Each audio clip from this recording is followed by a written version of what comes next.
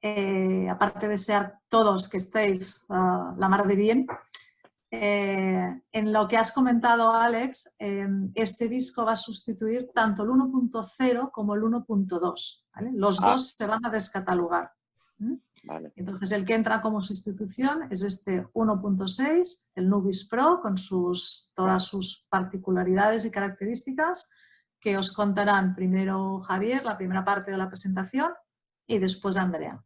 ¿Vale? Lo vamos a hacer todo de seguido y después ya dejamos al final para todo el tema de dudas, preguntas. Y digamos que este Nubis Pro será el primero de una serie de discos que tendrán que ir llegando en un futuro para completar pues, la gama. No nos vamos a quedar solo con este. ¿De acuerdo? Perfecto. Entonces ya os dejo y le doy la palabra a Alex y yo quito la imagen para que así pues, no haya demasiadas distorsiones. Hasta luego. Chao. Hasta luego. He dicho la palabra a Alex. Soy yo el que tengo que empezar, Alex. ¿Me dejas? ¿O quieres Claro, hacerlo tú? digo, me da la palabra a Alex y digo, bueno, yo no sé nada de ese disco, pero si quieres yo puedo empezar a improvisar. Adelante, Javier, todo tuyo. Venga, pues hola, espero que estéis todo bien, como ha dicho Marta. Y bueno, pues sin más preámbulo, vamos a empezar con la presentación del nuevo viscoelástico. Se llama Nubis Pro y es un viscoelástico oftalmológico viscoso cohesivo. Con una combinación específica de alta concentración de ácido hialurónico y de alto peso molecular, se ha creado este nuevo viscoelástico que puede ser usado en ambas fases principales de la cirugía de cataratas. Además, posee las siguientes ventajas: se puede almacenar a temperatura ambiente, con lo cual sus propiedades se mantienen perfectas sin necesidad de estar refrigerado. Es fácil de inyectar, se inyecta suavemente a la cámara anterior gracias a la cánula de 25 Gs que viene en el envase. Y es de alta calidad, es transparente, homogéneo y no se forman burbujas. Las propiedades principales de este viscoelástico es que tiene una concentración de ácido hialurónico de 1,6%, es cohesivo viscoso, un volumen de 1 mililitro, el origen es biofermentativo, peso molecular es alto, viscosidad dinámica también es alto, posee una cánula de 25 Gs y las condiciones de almacenamiento es entre 2 y 25 grados. La caducidad son de 2 años. Entonces, ¿qué proporcionan estas propiedades al viscoelástico? Pues gracias a un buen peso molecular y a una buena viscosidad dinámica, permite crear una buena profundidad de cámara anterior y además también permite mantener abierta la bolsa capsular. Luego es fácil de inyectar al ojo debido a su cánula de 25 Gs.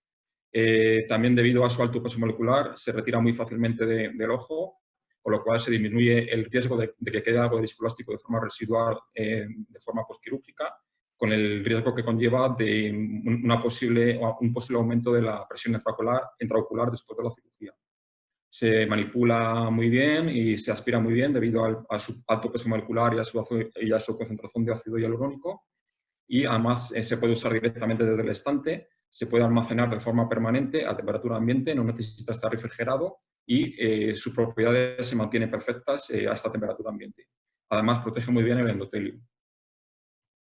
Vamos un poco con la fabricación. El Nubis Pro está fabricado y desarrollado por nuestro socio oftálmico Cromafarma. Bueno, es una empresa especializada en la producción industrial de jeringas de ácido hialurónico y es uno de los líderes a nivel mundial en este campo.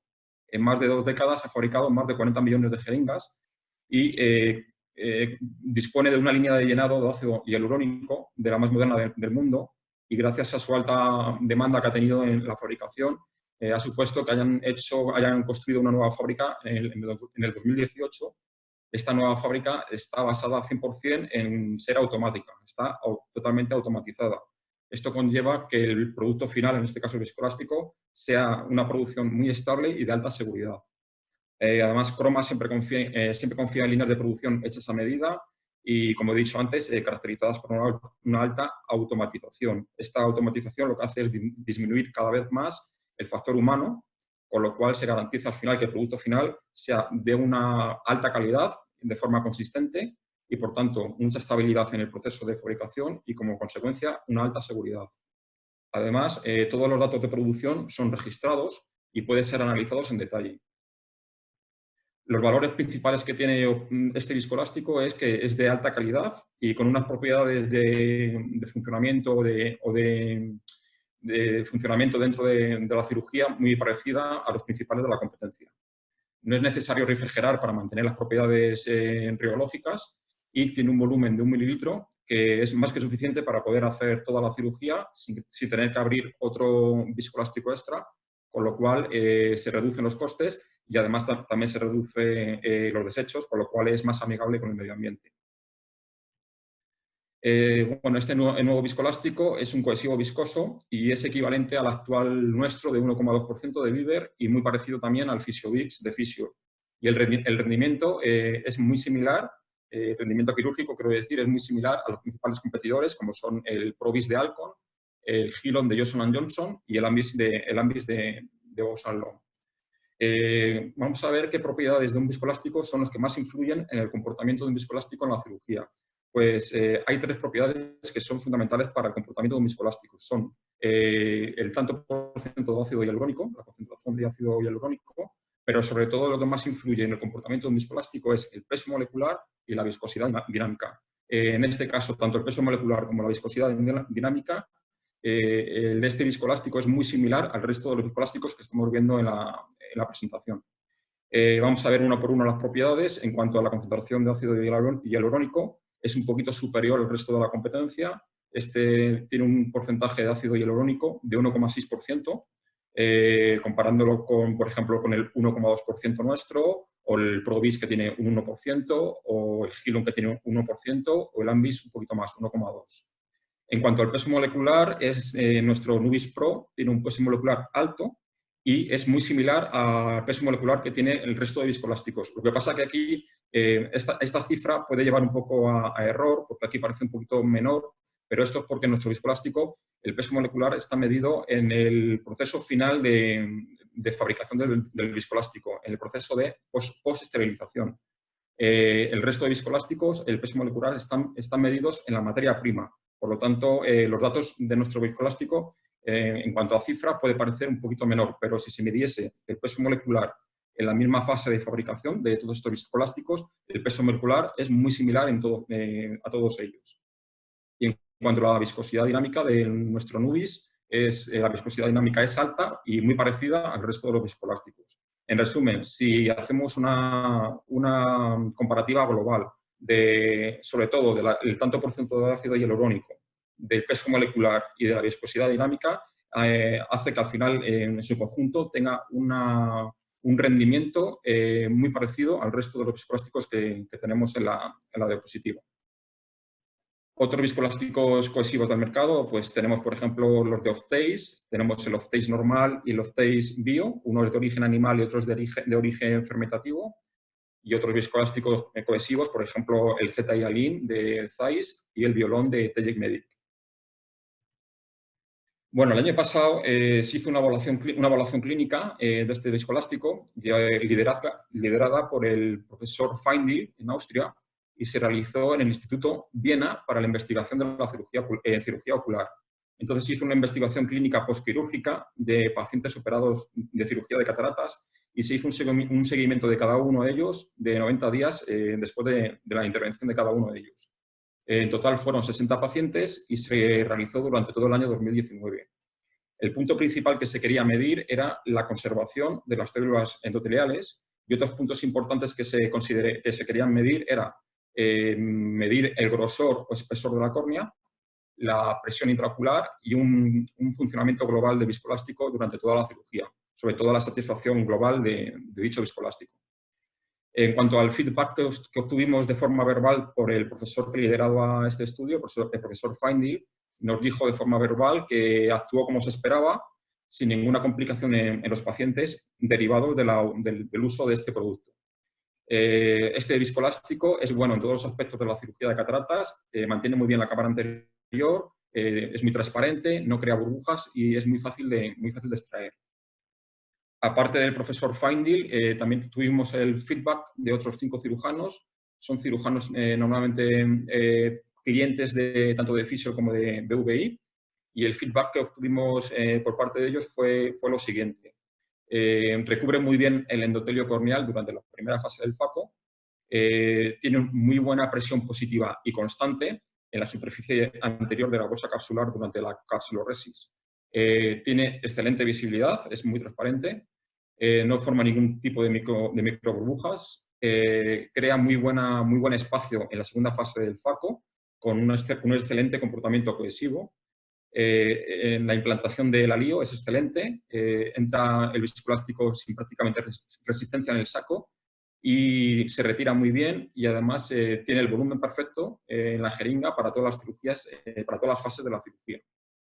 Otra cosa útil para tener en cuenta que nos dimos tras el estudio es que, debido a su alto peso molecular y a la concentración de ácido hialurónico, ofrece un poquito más de resistencia que otros viscoelásticos con menor concentración de ácido hialurónico al empujar o al presionar el émbolo de la jeringa. Esto no es una cosa crítica, pero es útil informar al cirujano la primera vez que vaya a usar este viscoelástico, incluso para tener una buena impresión por parte del cirujano. Y respecto un poco al feedback que nos dieron con respecto a la competencia, es que este Nubis Pro compite muy bien con los principales viscoelásticos del mercado, respecto al Provis de Alcon, con el Hilon de Johnson & Johnson. Por lo tanto, está muy bien posicionado para competir contra ellos. En cuanto a la disponibilidad del Nubis Pro, lo tenemos almacenado en Venlo, en los Países Bajos. Se vende de forma individual, el código de producto es 37283. Posee el certificado CE de Croma, tenemos la declaración de conformidad de Croma y está registrado para poder ser vendido ya en España y en Portugal. Entonces vamos a ver ahora un poquito las funciones de los viscoelásticos en la cirugía de cataratas. ¿Qué es un viscoelástico? Pues un viscoelástico es un dispositivo oftálmico que es una sustancia muy similar a un gel. Satisface las necesidades de los cirujanos durante las diferentes etapas de la cirugía de cataratas. Se introdujo en 1979, lo cual supuso un gran acontecimiento para la cirugía de la catarata. Hoy en día hay muchos tipos con muchos tipos de comportamiento diferente.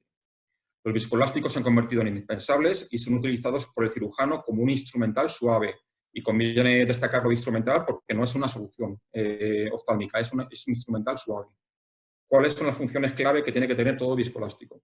Primero es crear y mantener un buen volumen de la cámara anterior. Esto es fundamental porque cuando el cirujano hace la incisión, tiene que tener luego un buen espacio en esta cámara anterior para poder introducir el instrumental necesario para hacer la cirugía y que el espacio, la falta de espacio, no sea un problema para poder realizar la cirugía. Por lo tanto, el viscoelástico aporta un buen volumen de este espacio de la cámara anterior y además mantenido durante el tiempo que dura la intervención. Luego también tiene que mantener abierta la bolsa capsular. La bolsa capsular es una membrana muy sensible, con lo cual tiende a colapsarse cuando el cirujano extrae el cristalino, con lo cual el viscoelástico lo que hace es mantener la forma o mantener abierta la bolsa capsular. Y luego, también muy importante, la protección del endotelio y la implantación de la lente intraocular. Pero bueno, vamos a ver un poco más en detalle las funciones clave de los viscoelásticos. La primera es crear y mantener el volumen de la cámara anterior. Como podéis ver aquí, el viscoelástico lo que tiene que hacer es intentar crear y mantener durante un tiempo el mayor espacio posible y abierto la cámara anterior. Esto es fundamental, que haya espacio aquí para cuando el cirujano haga la incisión, tenga aquí espacio suficiente para poder entrar con el instrumental y hacer la cirugía. Segundo, mantener abierta la bolsa capsular. Como he dicho antes, la bolsa capsular, la señalo aquí, es una membrana muy sensible y muy frágil y tiende a colapsarse justo cuando el oftalmólogo retira el cristalino, con lo cual hay que inyectar un poquito de viscoelástico en esta zona para mantener abierta la forma de la cápsula y también crear el espacio suficiente para que pueda entrar la lente intraocular. Proteger el endotelio. El endotelio es una capa celular que sirve para proteger a la córnea y además la nutre, porque la córnea por sí misma no posee células sanguíneas. Entonces, al final, la salud de la córnea depende de la salud del endotelio. Además, el endotelio es un tejido que no se regenera, con lo cual cualquier daño que se produzca durante la cirugía en esta capa puede ser irreparable y ya se mantendrá durante toda la vida de este paciente. Por lo cual es importantísimo que durante la cirugía esté protegido y sufra el menor daño posible. Aquí vemos en la fotografía, la parte de la izquierda, vemos una capa de endotelio perfecta, con muchas células, muy compacto, prácticamente no hay espacio entre las células. En fin, ese sería el ideal de capa o membrana endotelial. En medio vemos una membrana endotelial ya un poco más deteriorada. Vemos que ya hay menos células, estas son más grandes y ya hay un poquito más de espacio entre las células. Y la imagen de la derecha ya es una capa celular de endotelio muy dañada. Ya hay muy pocas células de tamaño irregular y mucho espacio entre ellas. Entonces, el viscoelástico lo que hace es que cubre las células endoteliales durante el procedimiento quirúrgico y las va a proteger contra diferentes tipos de fuerza y posibles lesiones. Por ejemplo, la puede proteger contra el ultrasonido durante la facoemulsificación. Luego también lo va a proteger contra restos de cristalino y roces de instrumental durante la cirugía. Y luego también las va a proteger contra las fuerzas que se producen en el flujo de irrigación-aspiración. Por último, otra característica que tiene que tener el viscoelástico es, por ejemplo, para lubricar y proteger la lente intraocular durante el proceso de la inyección. Ya hemos visto muchas veces cuando estamos en cirugía, cuando el oftalmólogo va a introducir la lente, introduce la lente en el cartucho que luego va a ir en el inyector y cuando introduce la lente en el cartucho pone también un poquito de viscoelástico en el cartucho antes de cerrar el cartucho para que luego cuando esté desplazando la lente con el inyector la lente se desplace muy suavemente hasta el ojo y además esté totalmente protegida durante toda esta fase hasta que llega al saco capsular. Y por último, el viscoelástico es considerado un instrumental suave. Y es considerado un instrumental porque al final hace las mismas funciones que otro instrumental, como puede ser sólido. Es un instrumental porque interviene en las diferentes fases de la cirugía. Por ejemplo, para el control de la capsuloresis, para evitar la ruptura de la cápsula posterior, para explantar una lente intraocular o para recolocar un iris prolapsado, ya que el iris también es una membrana muy sensible y es mejor utilizar un instrumental suave como puede ser el viscoelástico para recolocarlo que no un material sólido que con el roce con este material la puede dañar. Y bueno, esta sería un poco la parte mía y ahora os voy a dejar con mi compañera Andrea que va a hablar sobre más características de los viscoelásticos.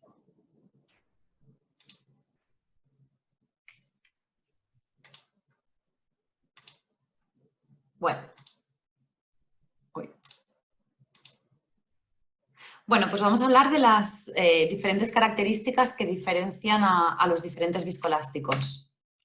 Cuando hablamos de las características de los viscoelásticos, tenemos que pensar en qué propiedades afectan en qué aspectos afectan a las propiedades reológicas de estos, ¿no? Desde la concentración, el proceso de fabricación, la viscosidad, la elasticidad, etcétera, etcétera. Con toda esta información sabremos cómo se va a comportar ese viscoelástico, ¿no? Y entonces, en cada caso, el cirujano o cirujana podrá decidir, podrá elegir cuál le conviene más en función de las necesidades que se le presenten a nivel quirúrgico. Como veremos más adelante, no hay un viscoelástico ideal para todas las situaciones. ¿Qué es la reología? La reología es la ciencia que estudia el comportamiento de todas las sustancias viscoelásticas. Entonces, ¿qué afecta al comportamiento de las sustancias viscoelásticas? Pues mirad, desde el grosor de la cánula, el proceso de fabricación y almacenaje, la naturaleza de la sustancia, la concentración y el peso molecular. En cuanto al grosor de la cánula, si tenemos una cánula grande, de un grosor considerable, no forzaremos el paso del viscoelástico a través de esta. En cambio, si tenemos una cánula muy fina, lo más probable es que acabemos alterando la composición de este viscoelástico al forzarlo a pasar por un lumen que no es suficiente para ello, que no es adecuado. Entonces, en este caso es muy importante escoger la cánula adecuada en función de la sustancia viscoelástica que tengamos entre manos. No es lo mismo una metil que un viscocohesivo, también dependerá de la concentración, etcétera, etcétera. En cuanto al proceso de fabricación, se basa principalmente en el mezclado de una sustancia principal con una sustancia acuosa. Este proceso es muy lento y es muy delicado. Os voy a poner un ejemplo. Si quisierais montar nata, vosotros cogéis la crema y la batís energéticamente hasta que la nata va adquiriendo una consistencia, ¿no?, deseada, una consistencia pues ya algo más sólida. En el caso del viscoelástico es totalmente al contrario. Cuanto más rápido es este mezclado, más enérgico, más líquido es el producto final que se obtiene al final del proceso. Y no nos interesa en el caso de un viscoelástico porque queremos una sustancia con cierta consistencia. Con lo cual, repito, el proceso de fabricación es lento y es muy delicado. En cuanto al almacenaje, como sabéis, la mayoría de viscoelásticos precisan de refrigeración una vez finalizado este proceso de fabricación. y esto es para evitar que se descomponga de forma rápida. En el caso del Nubis Pro, como habéis visto, como ha dicho mi compañero Javier, no precisa de refrigeración siempre que se mantenga una temperatura entre 2 y 25 grados. La naturaleza de la sustancia puede ser diversa en función de si es de origen animal, de la naturaleza, de origen vegetal o derivado de la biofermentación. Y de la concentración y el peso molecular hablaremos un poquito más adelante. Ahora sí, ¿qué 4 factores determinan las propiedades reológicas de un viscoelástico? Pues hablamos de viscosidad, de pseudoplasticidad, de elasticidad, y de tensión superficial. Es muy importante entender estos 4 conceptos porque determinarán cómo se va a comportar esa sustancia y en cada caso poder elegir la más adecuada para cada procedimiento. La viscosidad mide la resistencia de un fluido a un flujo. Mirad, si os fijáis en este cuadro de aquí, cuanto menos viscoso es un material, más se comporta como el agua, más líquido es, con lo cual tiene menos resistencia al flujo. En cambio, cuanto más viscoso es, más parecidos a un gel sólido, presentan más resistencia al flujo. La viscosidad ideal para un viscoelástico sería un mix entre este agua, que es líquido y nos proporciona un buen recubrimiento, y este gel sólido que nos da volumen. La viscosidad ideal sería un mix que sería la miel, ¿vale? La pseudoplasticidad hace referencia a la capacidad que tiene un material a cambiar bajo estrés, cómo se mueve y cómo cambia cuando le aplicamos energía. Cuanto más pseudoplástico es un material, más rápidamente puede pasar de ser altamente viscoso en un estado de reposo a una sustancia más delgada o incluso líquida cuando se le aplica energía. Por ejemplo, la pseudoplasticidad de la pintura nos permite que, a pesar de ser un líquido espeso, cuando le aplicamos energía a través de un pincel, la podamos mover a través de una pared prácticamente sin resistencia. Una vez le quitamos esta energía, la pintura queda adherida a la pared.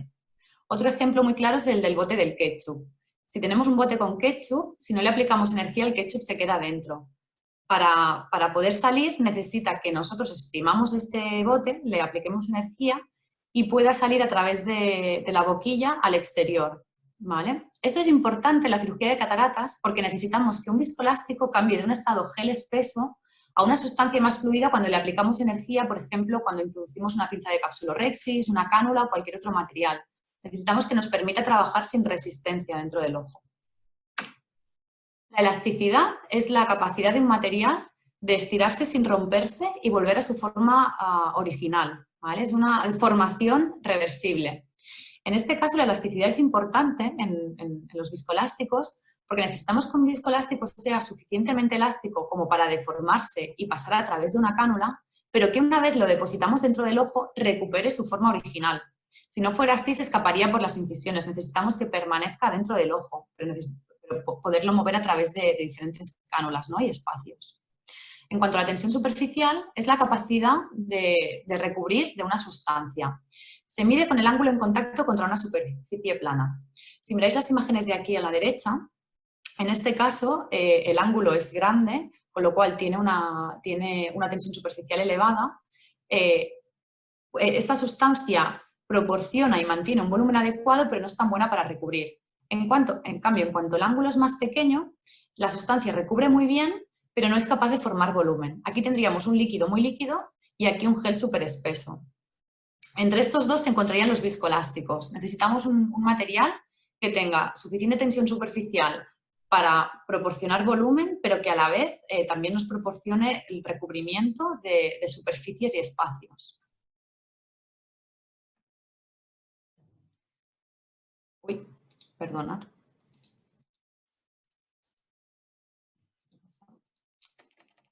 Disculpad, problemas técnicos. Ya vamos.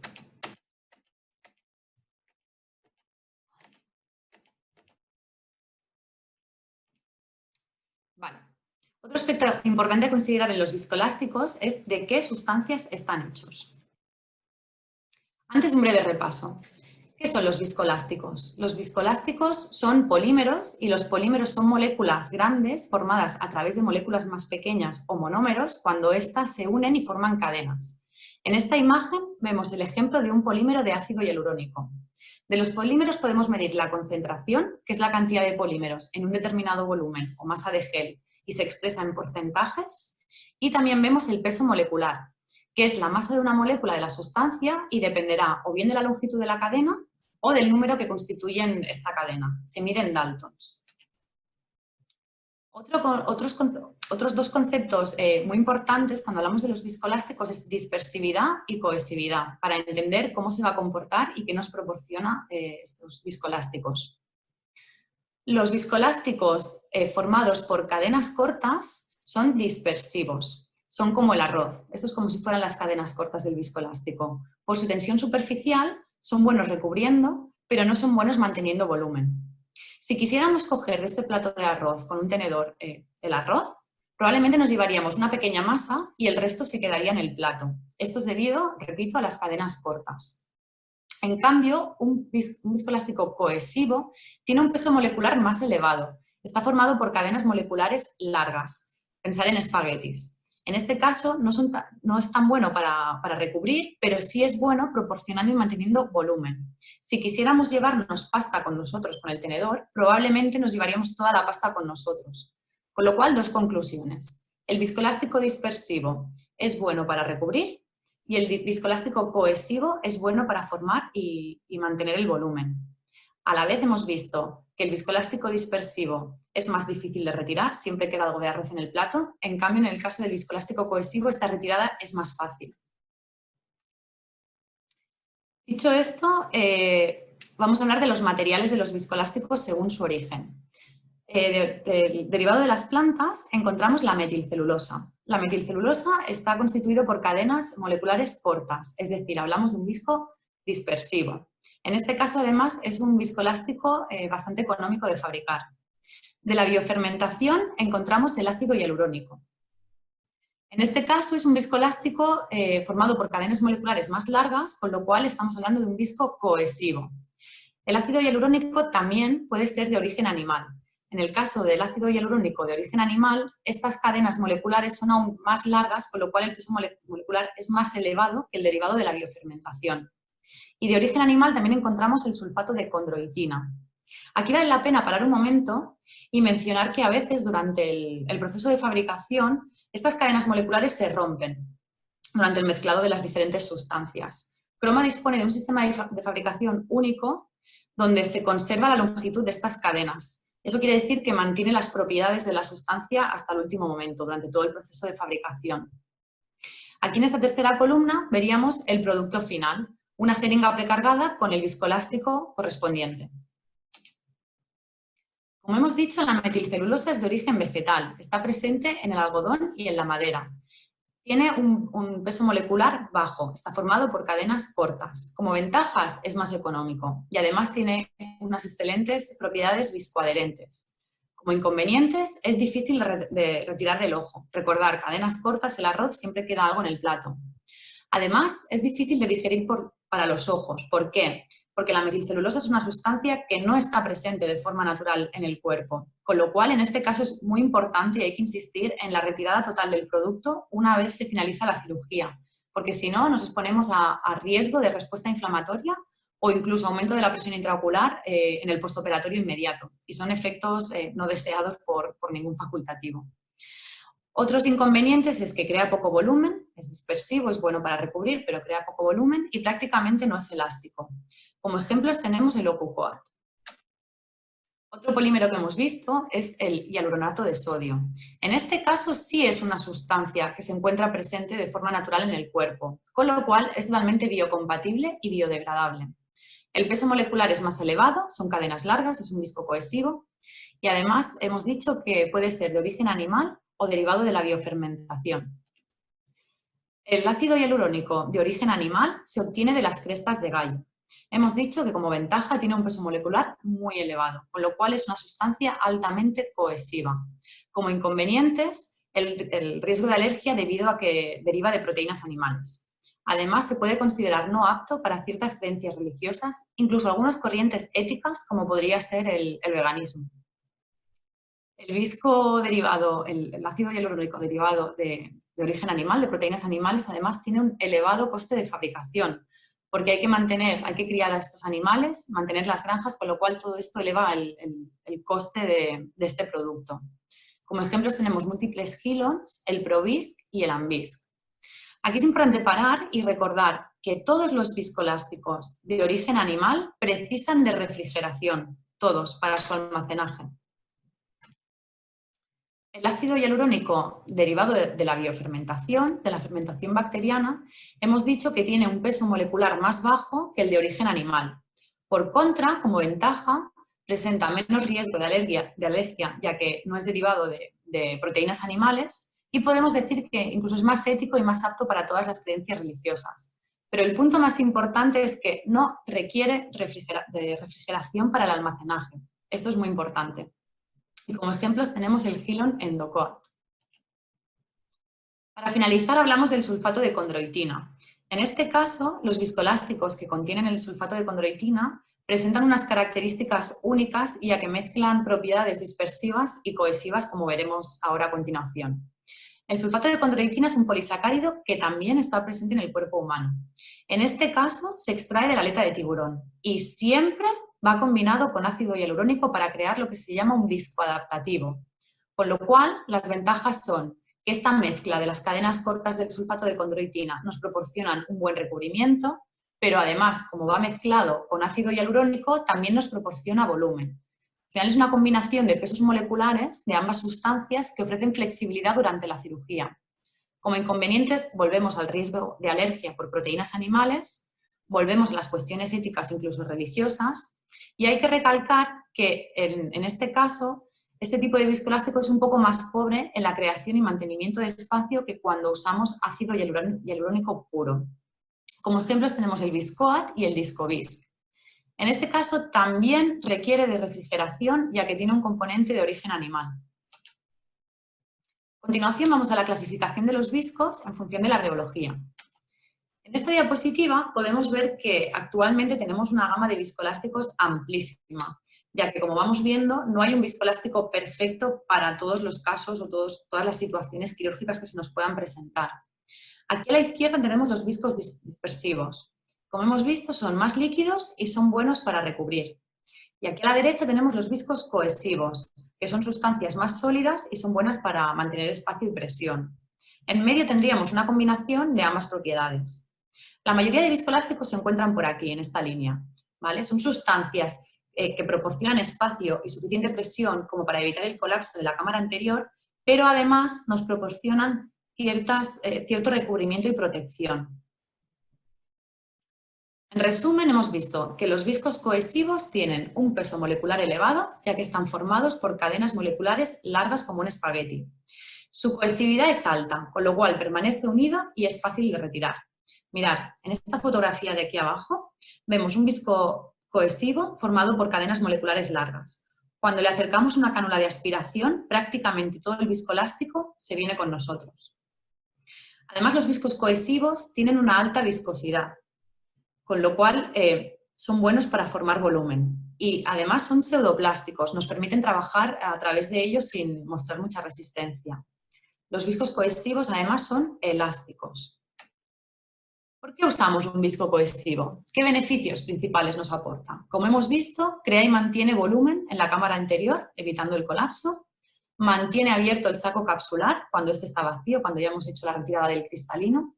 Es fácil de retirar al final de la cirugía, incluso detrás de la lente, que esto es una ventaja muy importante en la cirugía de cataratas. Y además, por sus propiedades elásticas, no escapan a través de las incisiones. Como inconvenientes, puede ser aspirado involuntariamente, especialmente cuando se está haciendo uso del mango de irrigación-aspiración. El cirujano debe ir con cuidado para no llevarse este viscoelástico sin querer. Y además ofrece menos protección para el endotelio. Como principales competidores tenemos al Hilon, el Provisc y el Amvisc. El visco dispersivo, por contra, tiene un peso molecular bajo. Está formado por cadenas moleculares cortas, como el arroz.